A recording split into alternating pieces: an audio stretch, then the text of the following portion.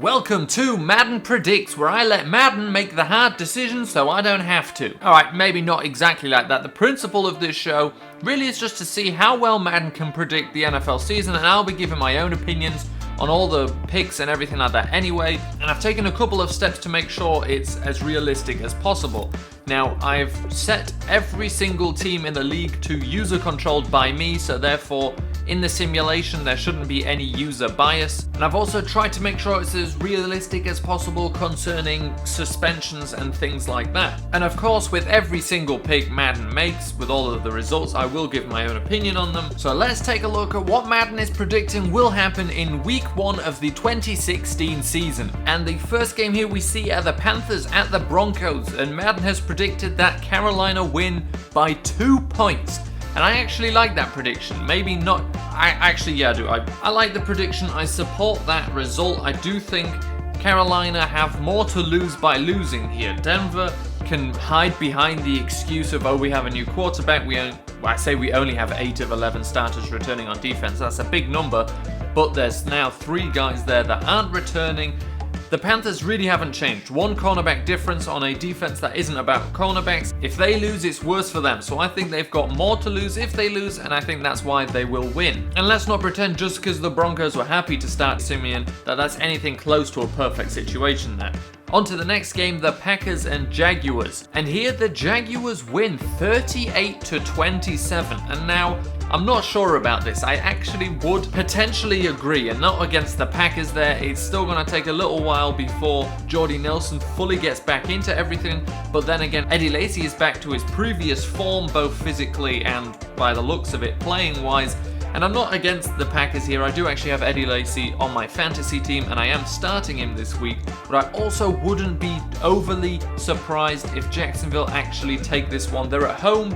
I wouldn't be completely surprised if they take this. On to the next game, Bills at the Ravens. And the Bills actually go into Baltimore and beat the Ravens here, according to Madden. And I don't know about that one. The Ravens are pretty much back. A lot of their injured players from last season are back to health now. Buffalo, however, is the exact opposite of that. A lot of their players are now injured or suspended in Marcel Darius, but then again the offense for the Bills is also pretty set. I like the scoreline, but I'm not sure if I'd have it that way around. I'd maybe see Baltimore beating the Bills in this one. Then we have the Bears at the Texans, and again Madden has the Bears going into Houston and beating the Texans, and I'm not sure about this one. I'd be happier to say the Bears win games once we actually see that new defense, a full game of them against a decent offense, and that's what we'll see in this game. But before that, I can't say, yeah, I think the Bears will beat the Texans. The offense is still, in preseason, didn't look good enough right now, although I think it can be better with Kevin White playing this year. But Houston, I don't think, would lose this one, not at home. JJ Watt is going to be playing. He did manage to come back from injury. I'm not super hot on the Houston offense at the moment, but I think they can prove me wrong as well. And the Bears defense, we haven't seen enough from yet, in my opinion. So I would say probably not even that kind of scoreline, maybe lower. Houston would take this one though, in my opinion. Then the Browns at the Eagles, and the Eagles win this one 24-13. And I can see that happening. I actually really liked what we saw from Carson Wentz in the preseason before he broke his ribs. He did look really good actually. Cleveland, I do like their offense, how it looks, but then I'm not going to get overexcited on it either. RG3 could make a comeback under Hugh Jackson. Who knows? That offense won't hit full throttle until week 4 or week 5 rather, when Josh Gordon comes back. Corey Coleman though, good. Terrell Pryor's been looking really good, but I agree. I can see this scoreline happening. Philadelphia beating the Browns. Good scoreline there, something that I think could happen as well. On to the next one, the Buccaneers at the Falcons, and they've got the Falcons trouncing the Buccaneers 45-20. And now, whereas I think that result is a little over the top, I do see that one happening. Home game for the Falcons. I mean, the Falcons were the only team to beat the Panthers last season at home. I'll always go with the Falcons in a divisional at home. That defense should be better. I really like Deion Jones. He looks really good for the Falcons. The Buccaneers aren't a bad team, and I think they will do well this season. I just think first game of the season away at a division rival, I think they lose this one. But more down to the Falcons playing well rather than them playing badly. Then we have the Vikings going to the Titans, including their quarterback problems, but beating them 38-31. Realistic scoreline, probably slightly higher than it will be, but I like this one. I think the Titans, to be fair, could at home beat them, especially Minnesota trying to figure out their quarterback situation. Until they have that figured out, either Sam Bradford catches up to speed or Sean Hill proves that he can carry the load himself. Until then, I would not take them winning this game. That exotic smash mouth that they're talking about looked like the real deal in the preseason. Derrick Henry 6.4 yards per carry, Murray over 8 yards per carry. I mean, they set out with an objective and they've been doing it so far. Now the Vikings defense is very good. If there's a defense equipped to stop that kind of play, it's probably the Vikings. Classic 4-3 with some thumpers as linebackers. Harrison Smith coming in from safety. I think they can deal with that kind of attack, but I also think away from home, probably they might lose this game. First game of the season, they lost their franchise quarterback for the season. I'd give this one to the Titans, but Madden's giving it to the Vikings. On to the Bengals at the Jets, and the Bengals beat them 34-10. And I think the Bengals can win this one. I really liked what we saw from Tyler Boyd in the preseason. I think he'll do a good job as a number 2 across from AJ Green. Tyler Eifert, I believe, isn't healthy yet, but still, they've got a lot of things on offense, a lot of things on defense. I think they will do well. The Jets, pretty much the same team as last year, maybe even improve with Matt Forte coming in, but they did lose their anchor on the offensive line into Brickashaw Ferguson. They've now got Ryan Clady there, and with Dunlap playing defensive end and allowing him to just take advantage of a slightly shaky line there for the first time in a long time for the Jets, I think the Bengals definitely can take this one even away from home. Probably not 34-10, but I think they will win. On to maybe one of the more interesting matchups of the week, the Raiders at the Saints. I think we're all interested to see what the Raiders look like in regular season, and Madden's got the Raiders winning 34-31. I like the game coming down to a field goal again. I think Madden's scorelines are usually pretty high. Take that down 10%, 20%, something like that, and you've got a realistic scoreline.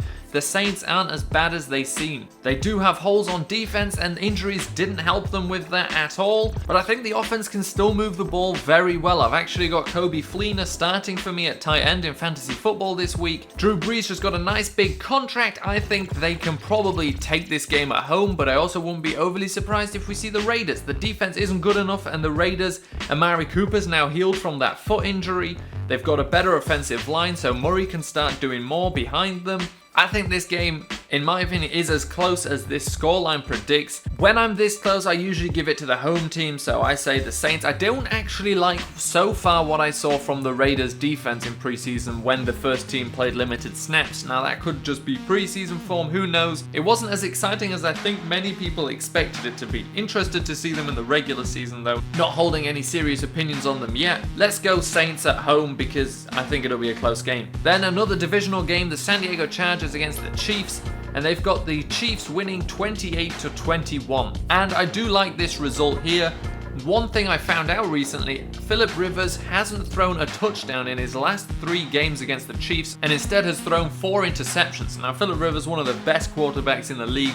I was surprised to read that, but with knowing that, and I don't think Phillip Rivers will have a bad game this week, he's got crazy good weapons on offense now. I really like that offense with Allen coming back from a non-sports related injury. Well, it was a sports related injury, but it wasn't anything that slows him down. Travis Benjamin, I really like on that team. Antonio Gates, Hunter Henry, Melvin Gordon did look like the real deal in preseason. Much better than last year. And that offensive line, their offensive line, I think didn't even manage to play more than like 1 game as the starting unit last year. That was the big problem there. That was overlooked. They had a terrible injury-plagued offensive line for most of last season. That won't be the case this week at least, and I think they can actually do better, but away at the Chiefs have got one of the loudest stadiums in the league. I think the Chiefs will take this one by a touchdown is about right. Then we have the Dolphins at the Seahawks, and of course, who would not expect the Seahawks to win this one at home? 38-10, that might be slightly high. And again, this one isn't against the Dolphins. Their defense is actually good. Cameron Wake obviously coming back from injury. Yeah, they lost Olivia Vernon in free agency, but Cameron Wake is a significantly more important player than he is. It'd be really interesting to see if those 2 defensive offseason acquisitions in Byron Maxwell and Kiko Alonso start paying off for the Dolphins. The Seahawks line has actually looked close to terrible in the preseason, although it's not as bad maybe as people expected. Still, with Christine Michaels showing what he's capable of in the preseason, Thomas Rawls coming back, I think they'll be alright. Jimmy Graham obviously is a cause for concern and his slow recovery, but when have the Seahawks ever centered their game around a tight end? And then onto the Lions at the Colts, and Madden have got this game coming really close at 35-33. And this is a good game. I don't think it might be the most exciting game to watch, but it's one of those games that really could go either way. I don't think Andrew Luck is going to give doubters any time to doubt. He'll come out this week as good as we've seen him before, play at full level. He's got a slightly better offensive line than last season, but still not a good enough offensive line. Frank Gore, Stephen Ridley, I'm still waiting for Stephen Ridley to go back to his 1,000 yard season form with another team. Maybe losing Fleener will have a bigger impact than some might think. Fleener, of course, came from Stanford with Luck. They've been there the whole time together. Now Luck's going to go to the second tight end, Dwayne Allen, a lot more often. T.Y. Hilton, though, and Dante Moncrief. I've got a lot of hope for the Colts passing game. In the past, with worse offensive lines and worse running games, it's still been prolific. The Lions, obviously, they've got a decent defense. It's not crazy good, but it's not crazy bad. Obviously, Darius Slay could potentially just take out T.Y. Hilton of the game, but the Colts have a lot more on offense, and the Lions are going to have to get over the loss of Calvin Johnson, and I don't think they're going to struggle doing that, but I think they may struggle doing that in week 1. So I give favor to the Colts as well. Then we have the Giants at the Cowboys, the big divisional game. I think the biggest divisional game of this week. There's not many games bigger than this one. I always like Giants-Cowboys games, tend to be high scoring, tend to be very close, and under any other circumstances I'd give Dallas the lead at home, but you've got to look at the facts. Yes, Dak Prescott played well in preseason, but it's a rookie quarterback. It's irrelevant how well he did in preseason. They're going to make mistakes at some point or the other, even if they played well in preseason. I really just think there's too many new pieces on the Dallas Cowboys offense to come out very good in the first week. Now, I think they can do alright this season, better than they did last season without Romo. You gotta think about the fact that some of these players haven't played together longer than a couple of months. I mean, Dak Prescott probably didn't take very many snaps with the first team until now. Ezekiel Elliott sat out a whole bunch of time with an injury in training camp. These guys haven't spent much time together. I don't know how well they'll do in first week. I'm not saying they won't win. That's one thing I want to make clear. I don't think it's impossible for them to win. I think it's just a harder job for them than it usually would be.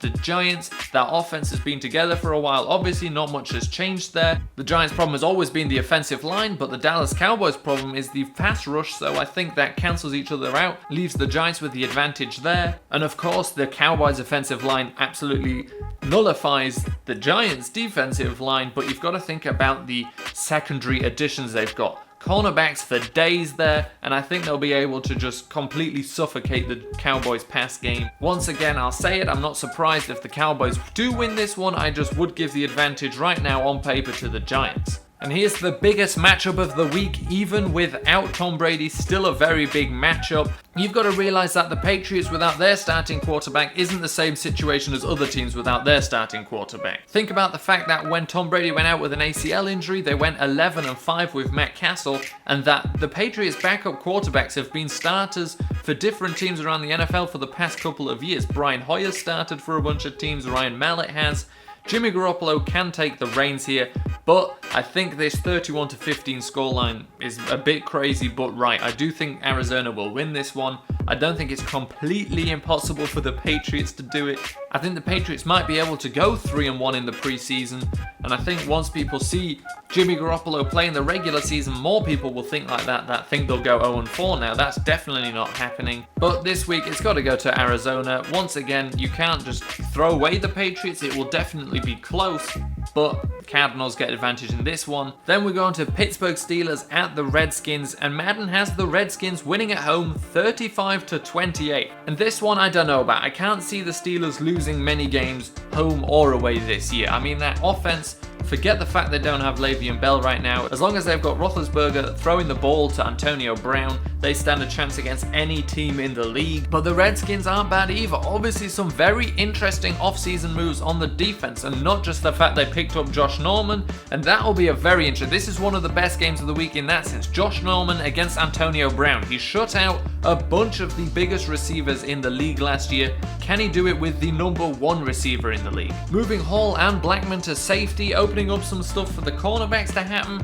Su'a Cravens I really like as a rookie, and the offense found itself late last season, and I don't think it's going to forget what it was doing. I think they'll come out playing well again. I wouldn't give the advantage to the Redskins here, but it will probably be close, and like I say, when it's close, go for the home team, and let's go advantage Redskins in this one. That sounds crazy, and it's just as likely that the Steelers win. This to me is a pure 50-50 here, maybe even 55 to the Steelers, 45 to the Redskins. And the final game of this week will be the Rams at the 49ers, the California showdown, and that's pretty much about the only thing that really makes this any kind of exciting.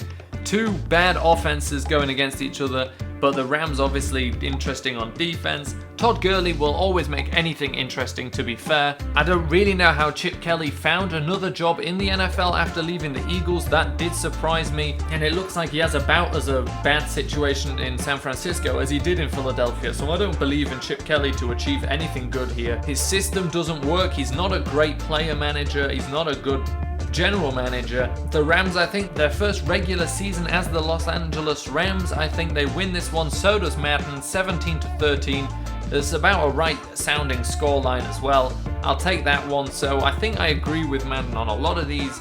And we'll see next week, obviously, how well me and Madden have done. And obviously, there is no way that I think I am exclusively right. And it'll be interesting to see what some other people think about some of these bigger, closer games. What I want to do every week as well is outline my game of the week, which I think will be the biggest game.